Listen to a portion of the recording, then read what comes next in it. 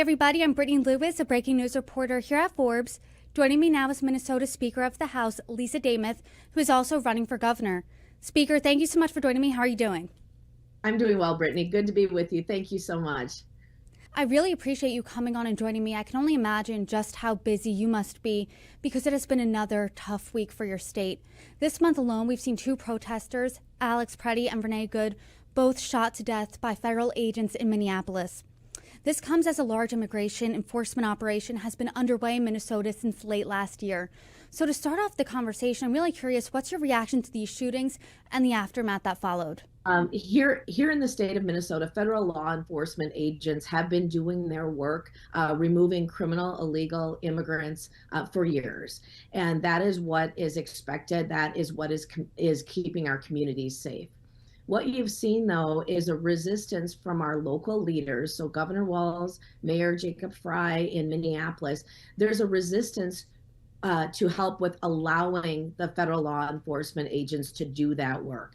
There's something called detainer requests, which is when there is a criminal, illegal alien that is going to be released from prison, that they would be released to the custody of ICE or the federal law enforcement agencies.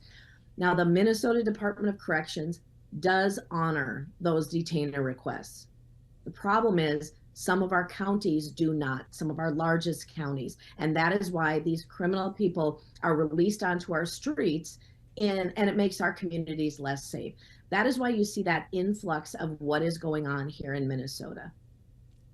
I think if I was one of those local law enforcement officials or something to that extent that you're saying does this, the argument would be, hey, I don't have the constitutional obligation to help with federal immigration enforcement. What would be your response to that?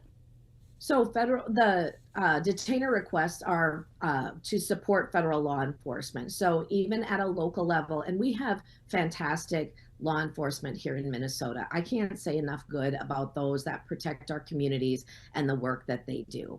But these detainer requests basically alert ICE or federal agents to let them know when someone is going to be released. And that is what it is. So it's not asking our local law enforcement to necessarily do the job of a federal agent, but just to allow what federal law allows is those detainer requests to be honored.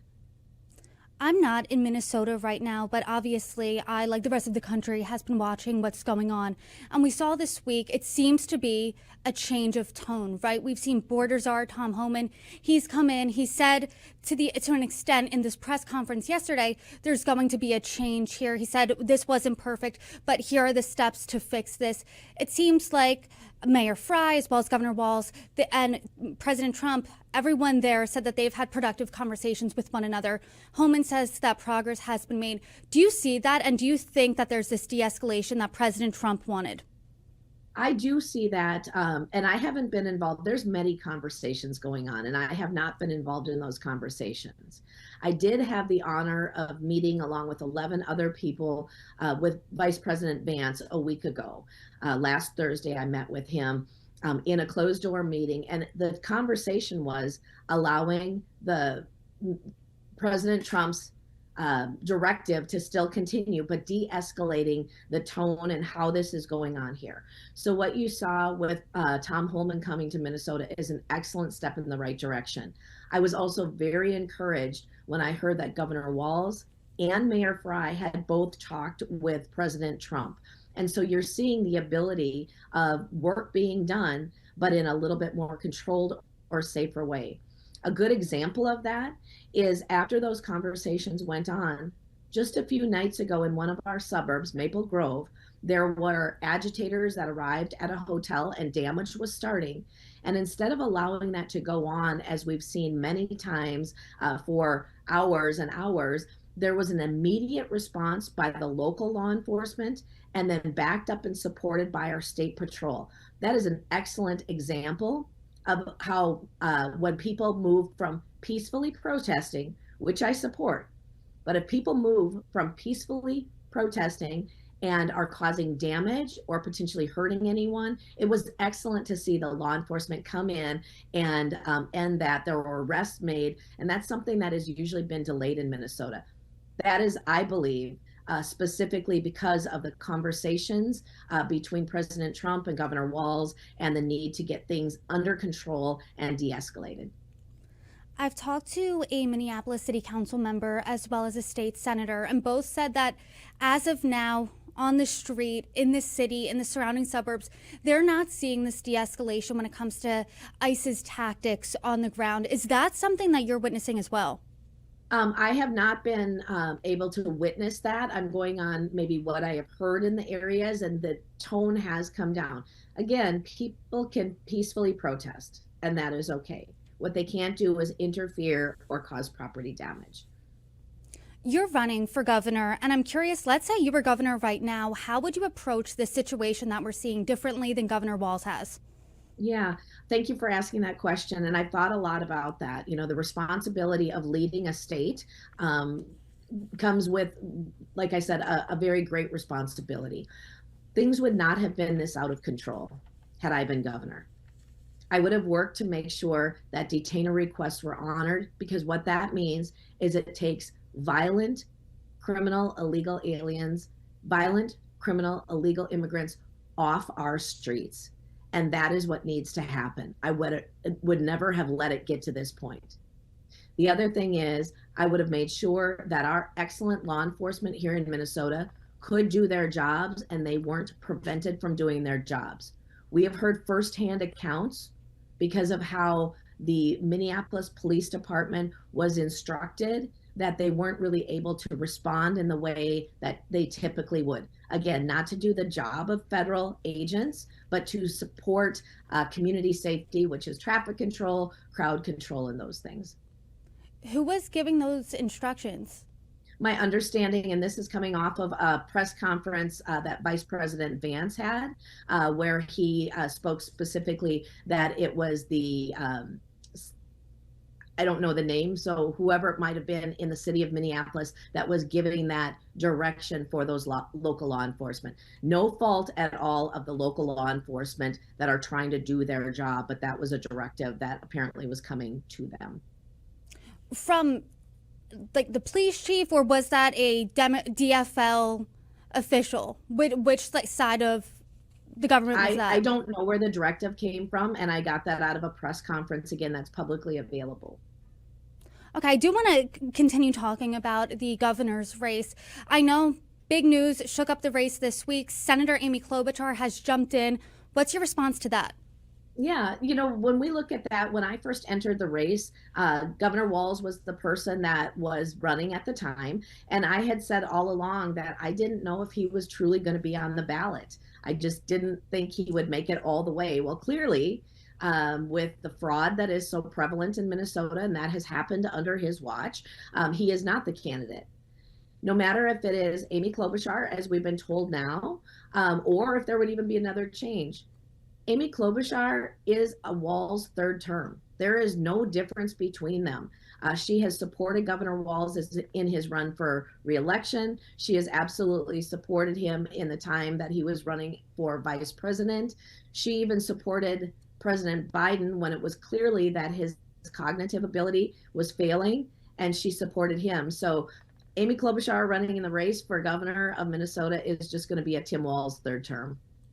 Speaker, I don't need to tell you, there hasn't been a Republican in your state that's won a statewide election in 2 decades.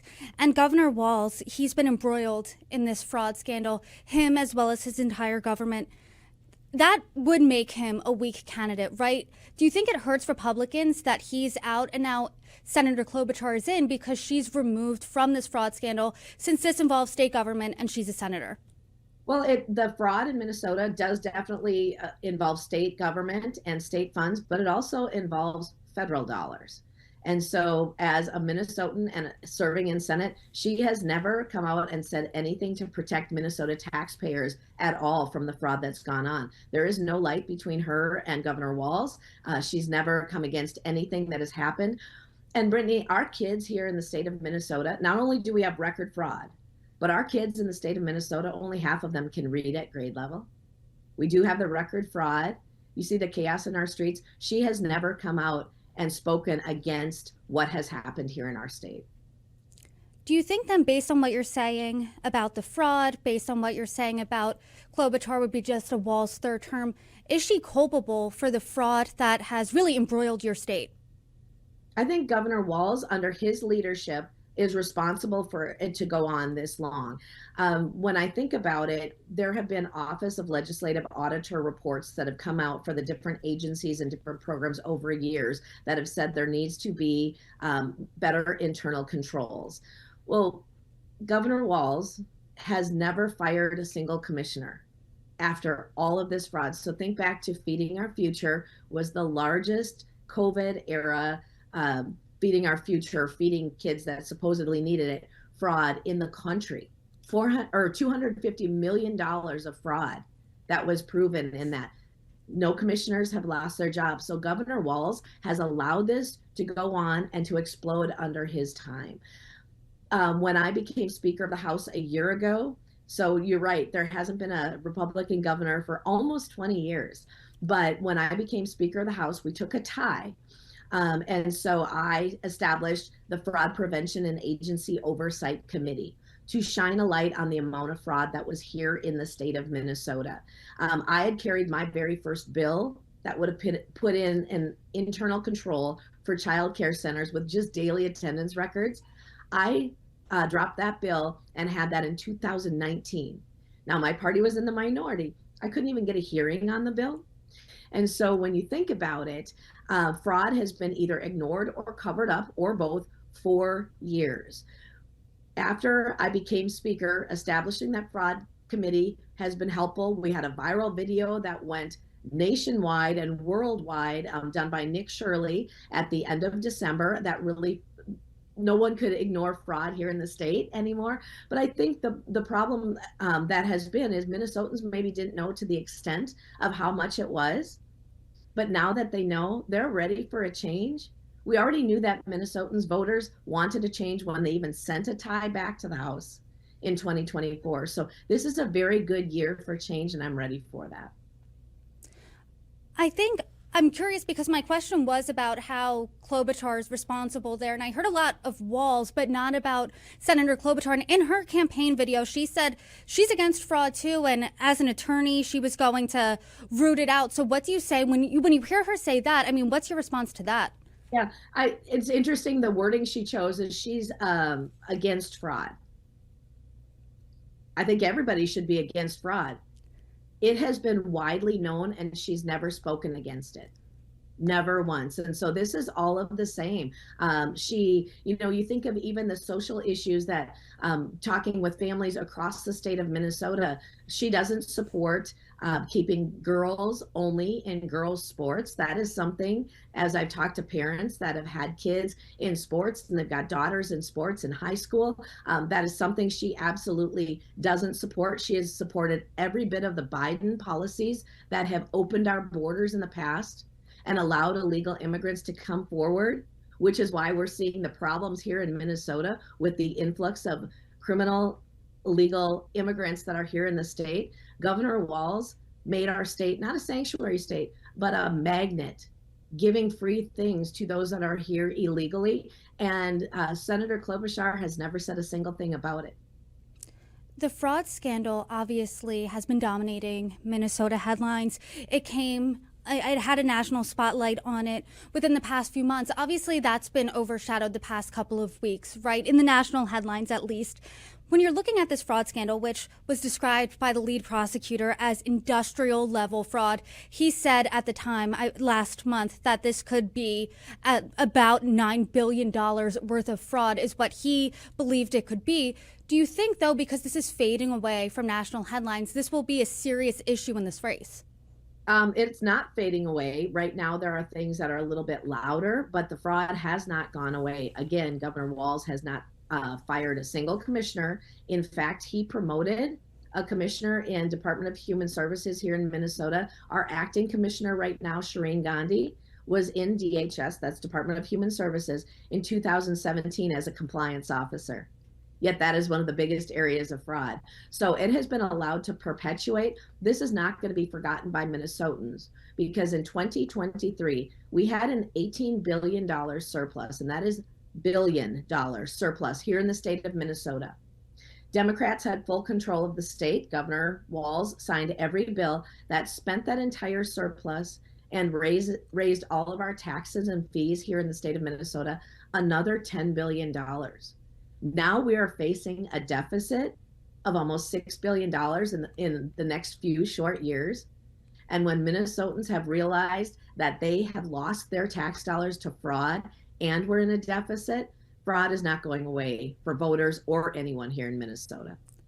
And I'm hearing you say, hey, I've been raising the alarm on this for years, right? When you've said this years ago, I believe you said starting in 2019, yeah. What was the response to that, especially from Democrats in the state? And how has the tune changed in the years that followed / recent months? Yeah, Democrats in the state of Minnesota, even before I was in the legislature, there were reports of suitcases, proven reports of suitcases with thousands of dollars of cash going through TSA at our airport. There were reports of childcare centers that didn't have kids in them. There were these reports that were coming forward. And the minute, and it had a lot to do with some people, not everyone, but some people within the Somali community. The minute anything was raised or a question was raised about any type of fraud, immediately the Democrats would claim that it was being racist. Well, as everyone knows, crime and fraud, stolen tax dollars, that has nothing to do with race whatsoever. That is theft of tax dollars. And so that was a lot of times the response you were getting from Democrats in the state house. Again, I couldn't get any movement on a bill that was just a common internal control that any business would put into place. And so there was a choosing to ignore it or not want to take full responsibility for maybe what was going on. When that budget exploded that much, and Governor Walz did say, we are a generous state, so our social services are exploding in this way. That's why the costs are so high. The thing about that is half of it or more was going in fraud. And so as I've talked to parents with kids with autism, I've talked with parents with kids with disabilities, adults with disabilities. Now those programs are on hold and they're not getting the services they need. Well, Governor Walz and his administration, and then of course the federal administration is looking at this. So people that needed these dollars the most are not being served, or they're not being served in a timely manner. That is a disservice to the people of Minnesota. That never should have happened. It has happened. It's gone on for years. And that is part of why I'm running for governor. And I've had multiple conversations over the past month with Blois Olson, and he said, yeah, this has gone away a little bit as of now in the national headlines, but fraud is a huge issue still for the people of Minnesota. I hear that's one of your top issues. What are your other issues that you're running on? Yeah, absolutely. So as I mentioned, our taxes and the fact that they've been stolen, that's the fraud piece first. But Minnesota is one of the highest tax states, both individual income tax and corporate income tax. And so I'm looking at reducing our tax base, making sure that our businesses can grow and thrive here where we've lost businesses because of mandates and the tax climate here, making sure businesses can grow and thrive. And then, as I mentioned earlier, only half of our kids can read at grade level here in Minnesota. We used to be known for our excellent education outcomes. And so I am running to lower taxes, to end the fraud, to improve our education and make sure Minnesota is a business-friendly state. And my last question to you is, someone did drop out of the race this week, Attorney Chris Maddow. He was a Republican candidate.